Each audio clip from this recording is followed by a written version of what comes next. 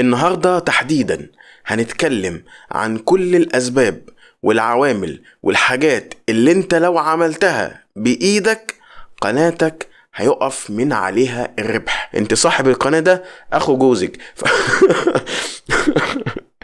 وبيقولك اتفرجي على القناة بتاعتي عشان يزود هو الارباح والمشاهدات. طيب لا يا ده خليكي في مدام سعاد واخو جوزك ده احنا هنتصرف معاه وهنوقف له الربح من على القناة. انا عايزكم تعتبروا الحلقة دي هي طوق النجاة اللي هتنجدك من البحر اللي انت غرقت فيه، ولو كنت لسه ما غرقتش في البحر فاعتبرها هي الشخص اللي هيمسك فيك قبل ما ترمي نفسك في المية وتغرق وتغرق قناتك معاك. لان في حلقة النهاردة هنتكلم عن كل حاجة والاسباب اللي ممكن تخلي الربح يقف من على قناتك. اعتقد وبنسبة كبيرة كلنا بنعمل قنوات على اليوتيوب علشان نكسب ونحقق ربح وقنواتنا تكبر. يبقى ما ينفعش ان انا اجي بايديا وهد المشروع اللي انا تعبت فيه، اللي انا صورت فيديوهات وعملت مونتاج وصور مصغرة واعلانات ممولة، اجي بعد كل ده اهد اللي انا عملته بسبب اخطاء بسيطة ما يعملهاش الشخص المبتدئ.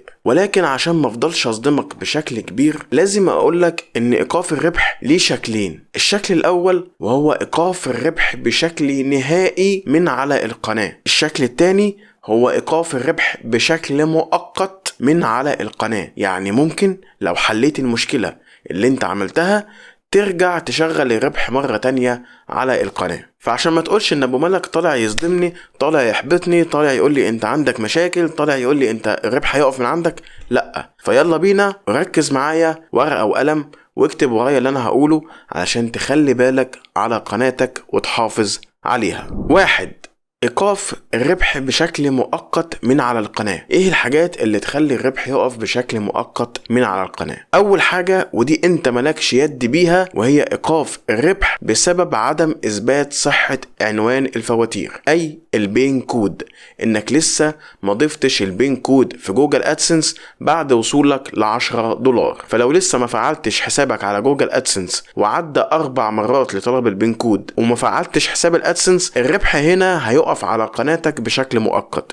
ولكن ما تقلقش، الربح هيرجع يشتغل تاني لما تفعل حساب الادسنس سواء عن طريق البين كود او عن طريق البطاقة الشخصية. فلو الربح واقف في قناتك بسبب البين كود هتلاقي فيديو في الوصف يساعدك على تفعيل حساب الادسنس سواء بالبين كود او عن طريق البطاقة الشخصية، وبعدها هيبدأ الربح يرجع مرة تانية على القناة. اما بقى الحاجات اللي لو انت عملتها بايدك يا معلم الربح هيقف على القناة برضو بشكل مؤقت، بس خلي بالك لو زودتها هيقف بشكل نهائي، وهي النقرات الغير شرعية. ساعات كده يهفك الشوق وتلاقي الارباح قليلة على القناة ومفيش ارباح بتزيد، فتجرب ان انت تفتح الكمبيوتر ولا تفتح موبايل حد من قرايبك وتدخل على الفيديو وتضغط لك على اعلانين 3 على اعتبار ان اليوتيوب مش هياخد باله ان انت اللي عملت النقرات دي وزودت الارباح عندك في القناة. عملت الموضوع ده مرة 2 3 10 مرات وعدى مع اليوتيوب، لقيت الارباح بتضاف ومش بتتخصم. مرة واحدة يا معلم لقيت كده مكتوب لك في صفحة تحقيق الربح تم تعليق حسابك على ادسنس بشكل مؤقت بسبب النقرات الغير شرعية. وخلي بالك بشكل مؤقت.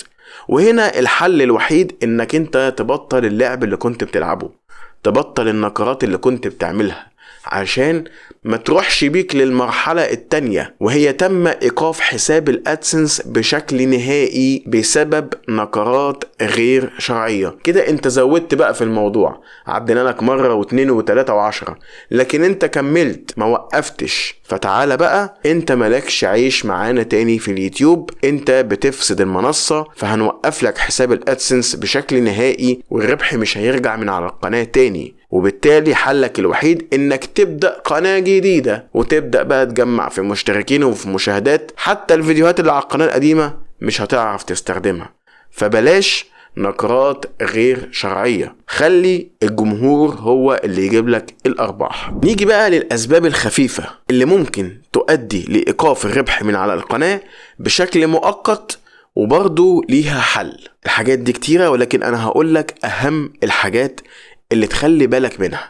اذا كنت بتعملها توقفها، واذا كنت ما بتعملهاش بلاش تعملها. اولا رفع محتوى غير تابع ليك. بتقدم محتوى على القناة، لقيت قناة تانية بتقدم نفس المحتوى بتاعك ولكن انت ما عندكش مشاهدات وهو عنده مشاهدات، انت ما عندكش ارباح وهو عنده ارباح، تبدأ تاخد الفيديوهات بتاعته وترفعها عندك في القناة، تبدأ تاخد فيديوهات التيك توك وترفعها عندك في القناة، بهدف انك تزود المشاهدات وتزود الارباح علشان تقبض اخر الشهر. لكن انت بالطريقة دي ممكن تزود المشاهدات لكن مش هتزود الارباح. ليه؟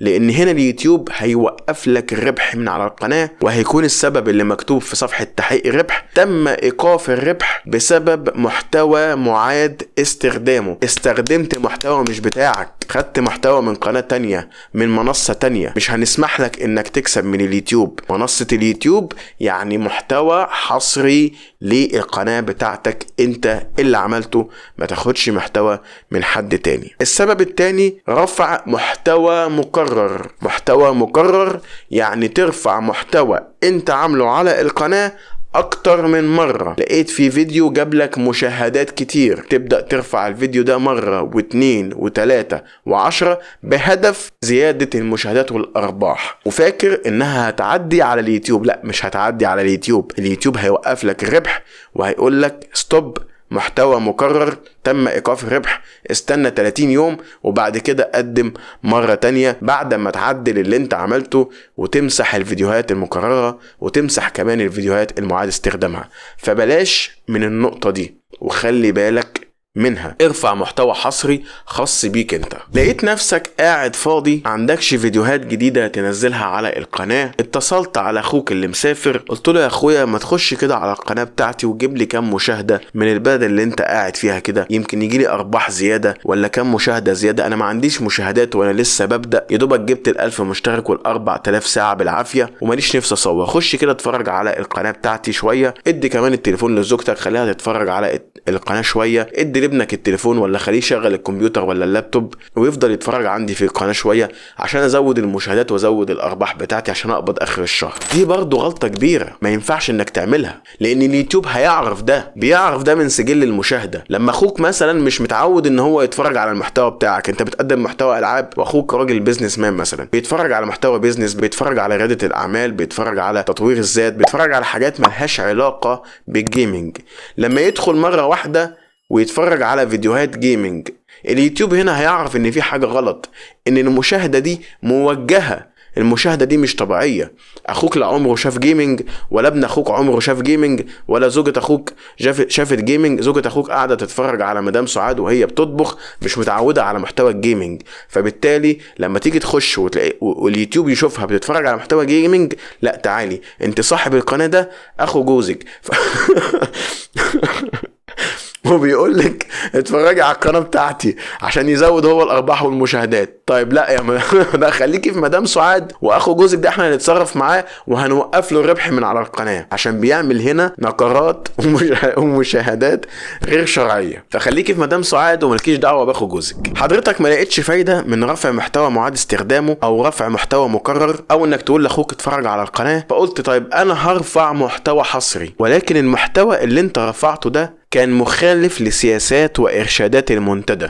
بترفع محتوى فيه عنف، فيه سرقة، فيه دماء، فيه كلمات محظورة، محتوى عن الهكر، برامج مهكرة، ألعاب مهكرة، محتوى بيظهر فيه أطفال مثلا بيتضربوا، حاجات فيها عنف بهدف إن أنت تزود المشاهدات. بتنزل الأخبار، ربنا يحفظنا يا رب ويحفظكم منها، الأخبار اللي فيها جرائم واللي فيها كذا واللي فيها حاجات تخالف سياسات وإرشادات المنتدى. هنا برضو هيكون سبب في إيقاف الربح من على قناتك، لأنك هنا بتخالف إرشادات وسياسات المنتدى. وممكن كمان الأمر ما يقفش عند إيقاف الربح، لأنك ممكن تاخد إنذار، وده اللي هيحصل الأول، إنك هتاخد إنذار بمخالفة إرشادات المنتدى.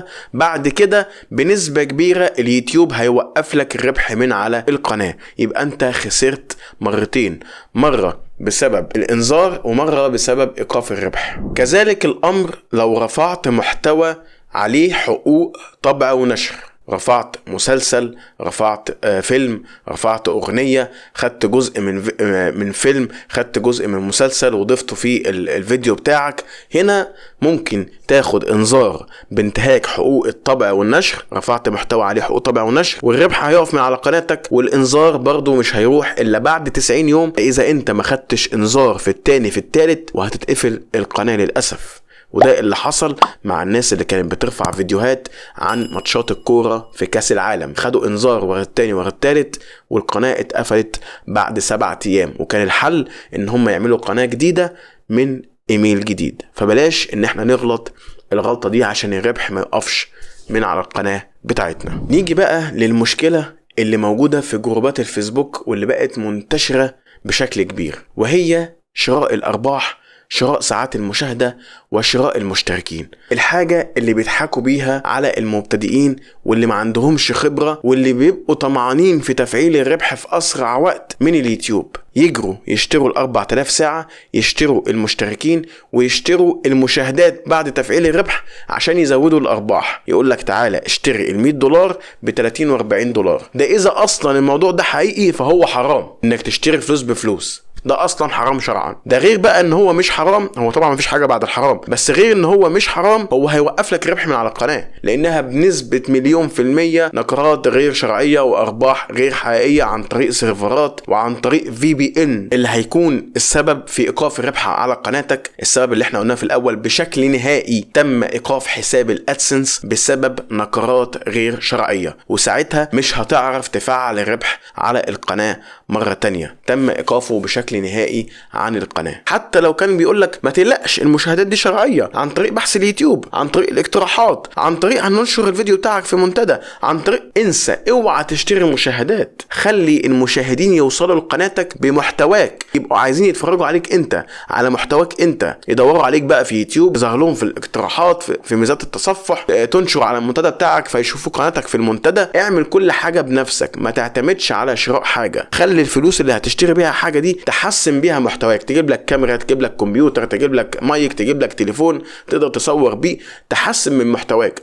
اصرف على المحتوى، ما تصرفش على مشاهدات ومشتركين، خليهم يجوا بشكل طبيعي. واخيرا وليس اخيرا، والحاجة اللي انا ما بحبهاش خالص، وهي المتصفح الخفي. الناس اللي بتستخدم المتصفح الخفي في زيادة المشاهدات وال4000 ساعة عشان يجيبوا شروط الربح من اليوتيوب، وكمان بيستخدموه بعد تفعيل الارباح علشان يزودوا الارباح بتاعتهم. اليوتيوب مش غبي يا جماعة، اليوتيوب مش غبي، مش عيل صغير هتضحك عليه. ده بيتتبع المشاهدة بتاعتك وبيعرف اصلها، وبيعرف هي جاية منين، وسجل المشاهدة بتاعت الشخص اللي اتفرج على الفيديو واللي دخل على الفيديو واللي نقر على الاعلان، هو مهتم بالاعلان ولا لا، ضغط على الاعلان ليه، هل اتفاعل مع الاعلان بعد كده ولا لا. بيعرف كل حاجة. اليوتيوب مش غبي. دي كانت كل الاسباب اللي ممكن تقع فيها والاخطاء اللي ممكن ترتكبها تؤدي لايقاف الربح على القناة.